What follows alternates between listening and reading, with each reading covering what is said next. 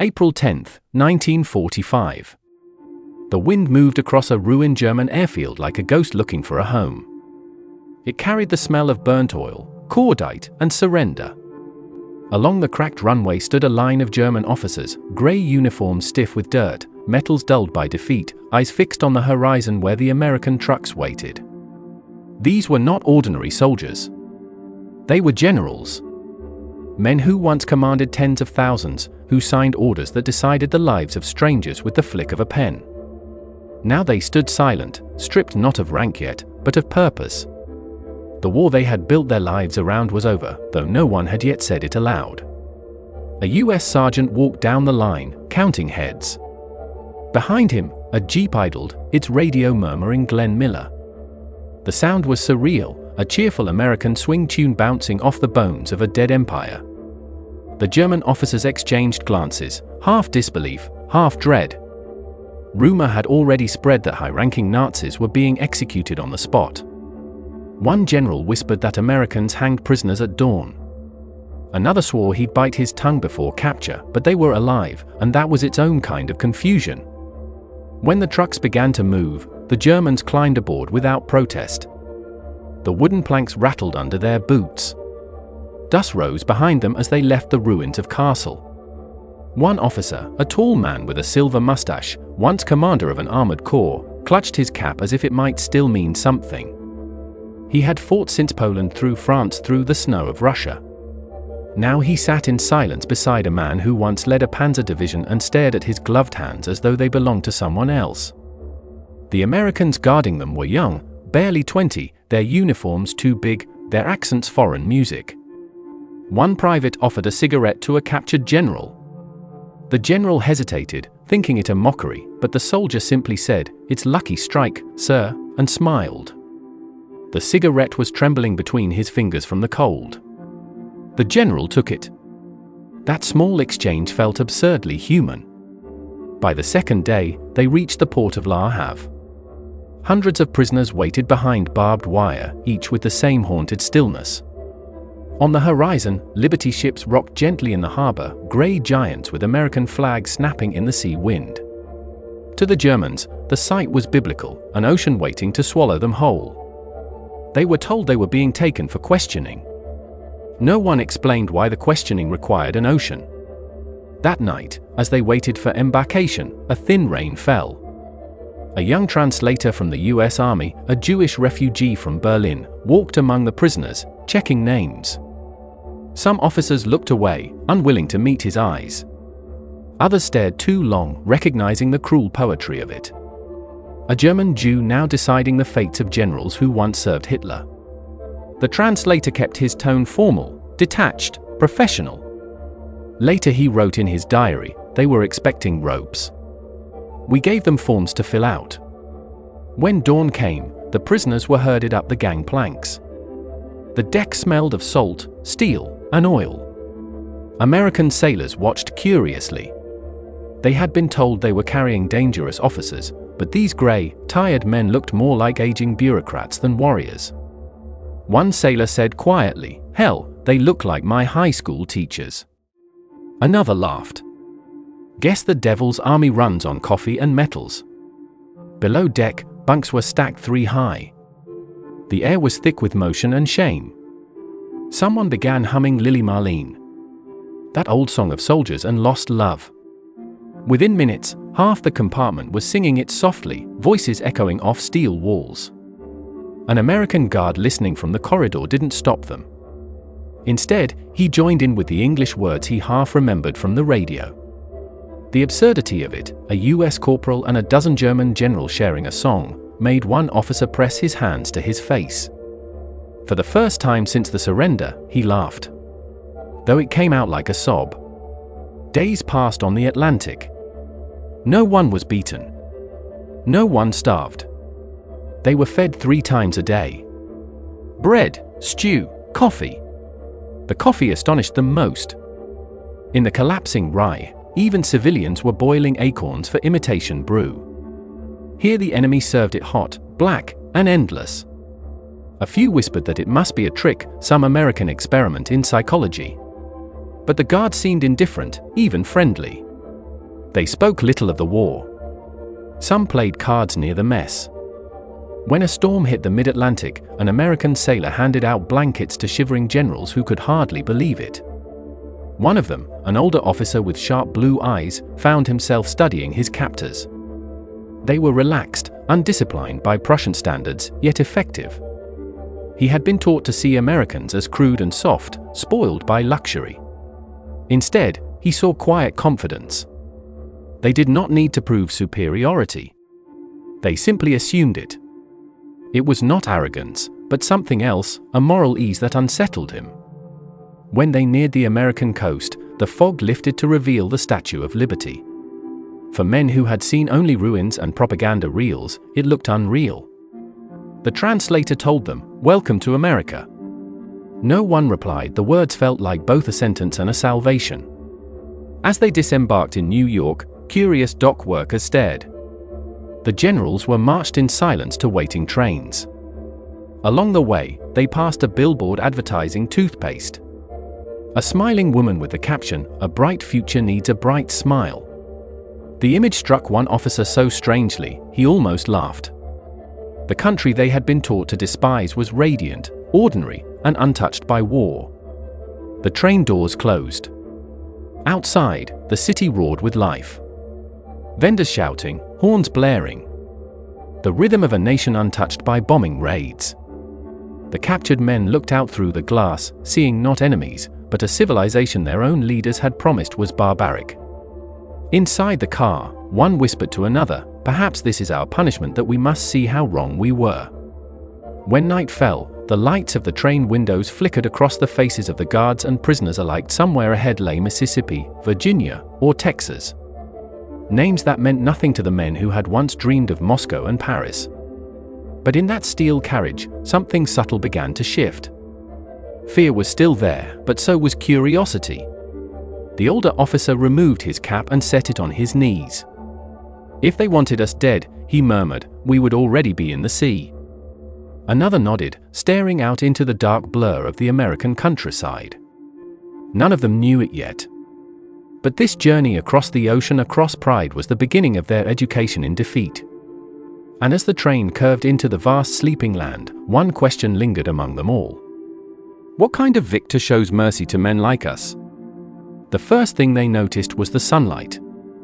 It poured over the Mississippi fields like a golden tide as the train hissed to a stop, its steel wheels moaning in protest. To the captured German general staring through the barred windows, that warm light felt almost insulting, too gentle for men who expected punishment. But beyond the track stood Camp Shelby, a sprawling maze of wooden barracks, fences, and watchtowers under a sky so wide it made them dizzy. It was not a dungeon. It was not even cruel. To their disbelief, it looked clean, organized, almost peaceful. When the gates clanged open, an American officer with sunburned skin and a clipboard greeted them in crisp English. "Welcome to the United States. Gentlemen." The word gentleman stunned them more than the rifles. A few exchanged cautious glances, expecting sarcasm, yet the tone was formal, businesslike, as if they were merely visiting scholars who had taken a wrong turn. An MP guided them toward the administrative tent where each was handed a small paper tag with his name, rank, and prisoner number. The tags were neat, the handwriting careful. One German officer whispered to another, "They are treating us like officers." The reply came soft and bitter. "It is how they win." Inside the camp, the air smelled of pinewood and soap. The barracks stood in neat rows, whitewashed walls, narrow cots, and even curtains on the windows. Beyond the wire, they saw vegetable gardens, a canteen, and an open field where men were playing baseball. The sound of laughter drifted faintly across the yard. For men who had watched Europe burn, that sound was unbearable. The Americans called it humane treatment. The Germans called it confusion. In Europe, prisoners vanished into basements, were shot on roadsides, or starved in transit. Here at Camp Shelby, they were given medical exams, inoculations, and dental care. Their uniforms were laundered. Meals were regular with bread, meat, and even dessert. An American sergeant cheerfully explained the Geneva Convention articles that guaranteed their rights. When a general asked if this was propaganda, the sergeant grinned. "Propaganda is cheaper than steak, sir, but this is the real deal." That night, the generals sat in their bunks listening to crickets and distant jazz from a guardhouse radio. A man who had commanded an entire panzer army in France stared at his meal tray. Mashed potatoes, carrots, a slice of pie, and whispered, "My men starved in the Ardennes. The enemy feeds me pie." His bunkmate replied, "This is their revenge. They are showing us civilization." Over the next weeks, transport trucks scattered prisoners across the American heartland. Camps appeared like small contained worlds. Camp Concordia in Kansas, Camp Swift in Texas, Camp Shanks in New York. Each was built to the same pattern, order without cruelty. More than 370,000 German PS would live behind those fences by war's end. Most were ordinary soldiers, but among them were over 2,000 officers, some still clinging to their pride like a uniform that no longer fit. At Fort Hunt, Virginia, known only by its code name, P.O. Box 1142, the most senior officers were interrogated. But there were no beatings, no shouting. Instead, German-speaking Americans, many of them refugees from Hitler's Germany, asked questions politely over coffee. One interrogator, a young man from Vienna, later said, "Our job was to make them talk, not to make them hate us." It worked. The generals expecting violence found themselves lowering their defenses over civilized conversation. One afternoon, an American officer asked a general about tank production. The general answered in detail, then paused. "Why do you treat us so well?" The officer shrugged. "Because we can afford to." The answer lingered like smoke in the air. Simple, confident, and devastating daily life inside the camps blurred the line between enemy and guest. The prisoners organized orchestras, lectures, and even newspapers. At Camp Tonkawa, Oklahoma, they built a small theater and performed Faust. Local Americans attended, applauding politely. On Sundays, ministers came to preach, and even the generals attended, not out of faith, but curiosity. Some were moved to tears by the hymns. A few resisted the strange kindness. General K, a rigid Prussian traditionalist, refused to speak to his captives, convinced the politeness was a trap. But his resolve faltered one morning when an American medic saved the life of a wounded German sergeant who had been ill since France. The general stood by helplessly as the young medic worked for hours. When the man survived, the general saluted the medic silently. Later, he confessed to his diary. The enemy followed his duty better than many of us did. There were moments of absurd humor, too. At Camp Shelby, one officer complained that the food was too salty. The kitchen sergeant, baffled, handed him a suggestion form. "We'll pass it along to the cooks," he said. The German filled it out carefully, signing with his rank and regiment. It was never ignored. The next week, the soup was milder. The same man once demanded to see the camp's commandant. When told the commander was a 26-year-old lieutenant, he stared at the young man in disbelief before muttering, "This empire is built by children." Outside the fences, American farmers saw opportunity. Prisoners were sent to pick cotton, cut timber, or harvest wheat. They earned 80 cents a day in canteen coupons and sometimes shared meals with local families. One Kansas farmer later recalled, "They'd sit on my porch after work drinking lemonade. One of them told me he'd never seen so much food wasted in his life." That same man returned home after the war and told his wife, "The Americans fight wars like gentlemen. Perhaps that is why they win them." Still, the humiliation of defeat lingered. The generals met each evening in their separate quarters, debating whether this treatment was genuine or psychological warfare. "Mercy is the most effective interrogation," one admitted quietly. "We would have broken sooner under kindness than under whips." Some suspected the Americans were trying to re-educate them to make them admire democracy. If so, the method was insidious and effective. As summer stretched on, the camps grew quieter. The fences stood more as symbols than barriers. Escape attempts were rare. Many prisoners admitted there was nowhere to go.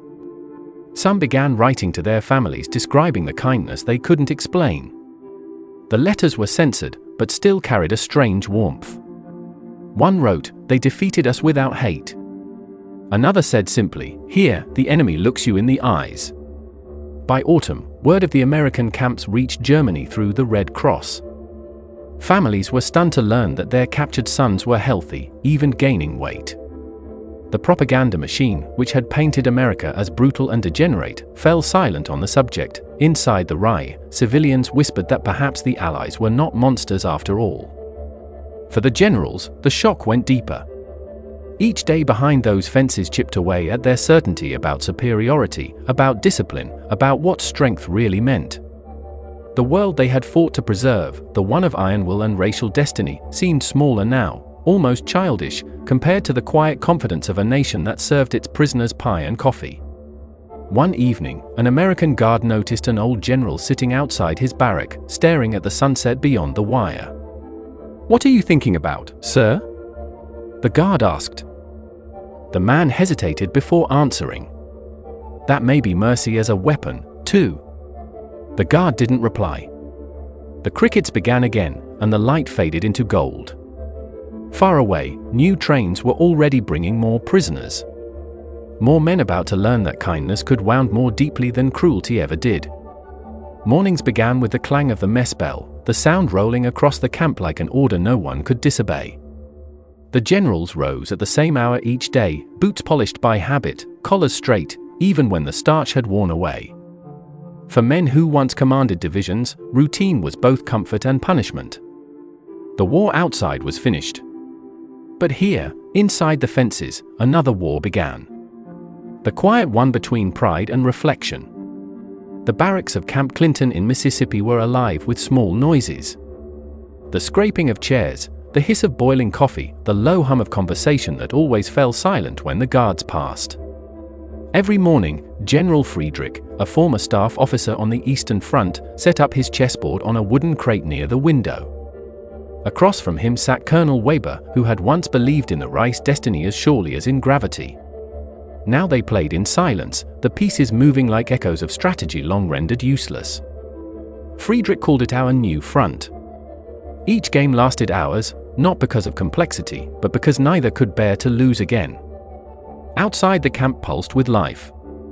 Prisoners worked in the gardens, fixed fences, built benches from scrapwood. The Americans allowed them to manage their own order. Something astonishing in itself. They held lectures on engineering, politics, even literature. A few generals spoke about Clausewitz, but others more quietly about guilt. Some of the younger officers listened, their expressions caught between awe and unease. As the heat rose, an orchestra began to rehearse in the recreation hall. Violins salvaged from donations, drums made from barrels. Their music drifted through the air, blending with the buzz of seekers. One afternoon they played Bach, and for a moment even the guards leaned on their rifles and listened. A sergeant whispered, "Hell, they play better than our radio." The camp for that instant felt more like a forgotten college than a prison. By autumn, the generals had created routines that mimicked order but hid emptiness. They formed choirs, built model hips, debated politics, and whispered tones. The Americans encouraged it, knowing idleness bred despair. Yet within that civility lay a growing unease because kindness gave them time to think. At night, when the floodlights burned pale over the wire, conversations grew more honest. The same men who once toasted victory now questioned its meaning. "We were taught we fought for culture," one said, his voice trembling. "But what culture burns children alive in Dresden?" Another replied bitterly, "Ours didn't, theirs did." But even that defense collapsed under the weight of conscience. The camps had become laboratories of reflection. Letters from home arrived each week, most written on rough grey paper, the ink smudged by tears or rain. They spoke of cities and ruins, of wives lost, of children growing up in hunger. Reading them, the generals realized that while they had been spared death, they had not escaped judgment. "The people hate us," said Colonel Weber, folding a letter with shaking hands. "They say we fled to luxury while they starved." Friedrich answered quietly, "They are right to hate. We served an idea that devoured them." There were moments when pride tried to rise again. Some prisoners still addressed each other by rank, clicking their heels at attention. But the pretense faltered whenever the Americans treated them with unshakable politeness. It was hard to believe in superiority when the man guarding you offered you extra rations. "They treat us as equals," one officer remarked, "because they no longer fear us." A Sunday service changed everything. A local pastor visited, offering communion to whoever wished to attend. The small wooden chapel filled with sunlight and silence. When the pastor read, "Blessed are the merciful," a general who had commanded a death squad in Poland stood and walked out. He sat outside on the steps for hours, staring at his hands. Later that evening, he asked the camp chaplain for confession. It was the first time he had spoken of guilt aloud. Across the camp, a new sound began to echo each evening. The choir. Dozens of German voices, rich and disciplined, rose from the mess hall in harmonies that turned dusk into something almost holy. They sang a Maria in Silent Night, songs stripped of nationalism, reduced to human longing. "Guards and prisoners alike stood still." One American lieutenant later said, "For the first time I pied them." Among the guards was Private Allen, a farmer's son from Iowa. He had lost 2 cousins at Normandy, but felt no hatred for the men behind the wire. He often walked the perimeter at dusk, stopping to talk with Friedrich about crops, chess, and home. One evening, he said, "You know, General, I thought I'd hate you, but you sound like my father." Friedrich smiled faintly. "Your father must be very stubborn." Allen chuckled. "He is, and he's alive. That's all that matters." When Allen left for the night, Friedrich remained at the fence looking at the horizon. He would later write in his journal, "The enemy sees me as a man, that is harder to bear than seeing me as a monster." As winter came, snow fell over the camp, softening the wire into silver lines. The prisoners built small Christmas trees from pine branches and painted ornaments out of tin cans. On Christmas Eve, the orchestra played before a packed hall, Americans, Germans, guards, and prisoners together. They ended with still an act. When the final note faded, no one applauded. Some wept silently. That night, a general wrote to his wife, "Our enemies have given us what our leaders could not, peace of conscience." But peace was fragile. A few officers, unable to bear the collapse of their ideology, withdrew into bitterness. They whispered that this American kindness was only a trick to make them soft before interrogation. One even attempted escape only to surrender himself the next morning shivering and ashamed. He told the guards, "I realized there is nowhere to run from defeat." The Americans didn't punish him. They gave him coffee and sent him back to work detail. Life went on. Choirs rehearsed, chessboards filled with silent wars, and confessions multiplied. Each day blurred into the next, measured not by violence, but by thought. The camp had become a mirror, forcing every man to confront what he saw when uniforms no longer mattered. When spring returned, a Red Cross representative visited and declared the conditions exemplary. The general stood at attention as the Americans translated the praise. It was meant as acknowledgement, but it sounded like irony. They had once ruled through fear. Now they were being congratulated for good behavior. That night, under a pale moon, Friedrich found himself unable to sleep. He walked outside past the empty guard towers and listened to the faint music still rising from the mess hall. The choir was singing again, softer this time, the words almost lost to the wind. He closed his eyes and realized the melody was no longer about loss. It was about forgiveness. He looked toward the gate, wondering what would happen when it finally opened. Would they walk out better men or merely quieter ones? He thought of the farmer's son from Iowa, of the medic who saved the sergeant, of the coffee in the chessboard and the songs. Perhaps this was the real battlefield now, not between nations, but within the soul. And as the last note of a Maria vanished into the night air, Friedrich whispered to himself, "We have been conquered twice, once by arms, and once by decency." Spring 1946 arrived like an exhale after years of holding breath.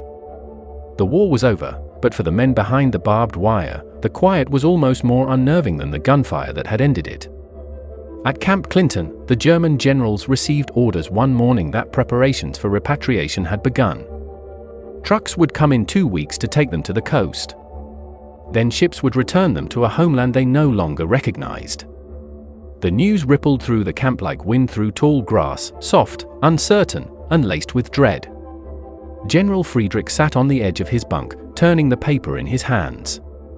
For months he had dreamed of home, of the Rhine, of his wife, of the smell of rain on cobblestone streets. But now that freedom was promised, the word itself felt foreign. Home was rubble, and he was no longer the man who had left it. Across the room, Colonel Weber packed his meager belongings with military precision, folding even the issued socks as though they were orders being obeyed. "It's strange," he murmured, "to leave captivity and feel like we're abandoning safety." Friedrich said nothing. He was thinking of what awaited them. Trials, suspicion, perhaps scorn. Freedom, he realized, was not the same as forgiveness. In the last days before departure, the camp seemed to breathe differently. The guards were relaxed, even friendly. The Germans were allowed to walk outside the perimeter under supervision. Some took to sketching the fields or writing poetry and notebooks made from ration paper.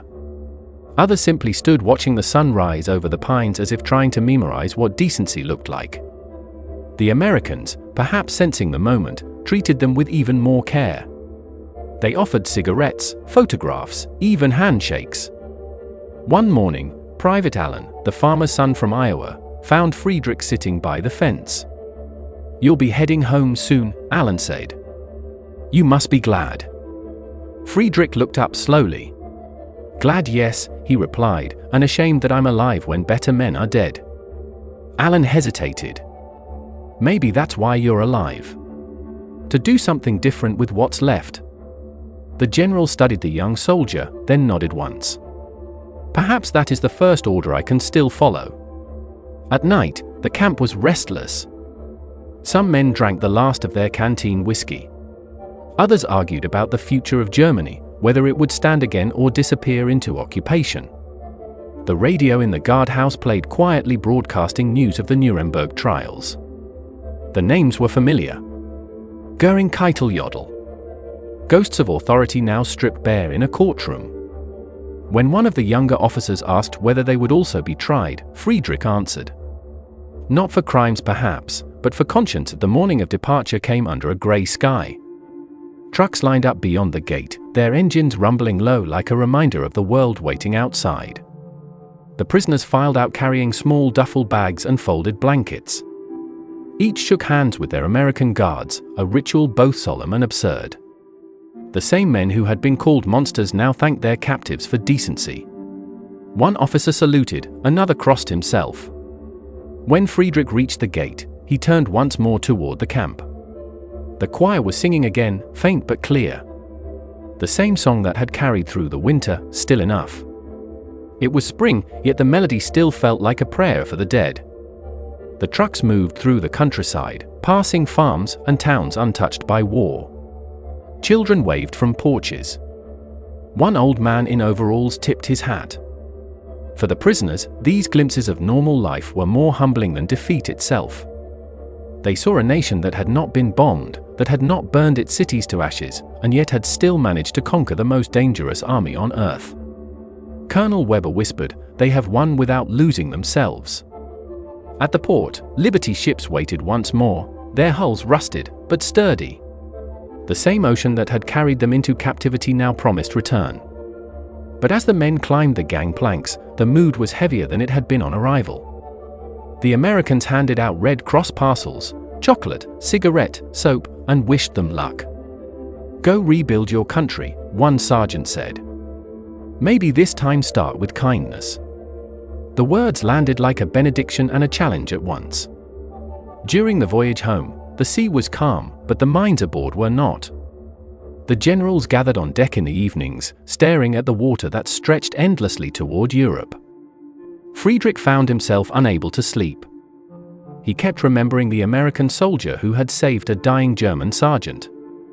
The farmer who shared lemonade with his captives, the boy from Iowa who spoke like a philosopher. Each memory gnawed at the old scaffolding of pride. He realized that somewhere between surrender and departure, the enemy had taught him the meaning of victory. A week later, the coast of France appeared through mist, a shoreline of ruin and resurrection. As they disembarked, Allied officers handed each man papers confirming his release.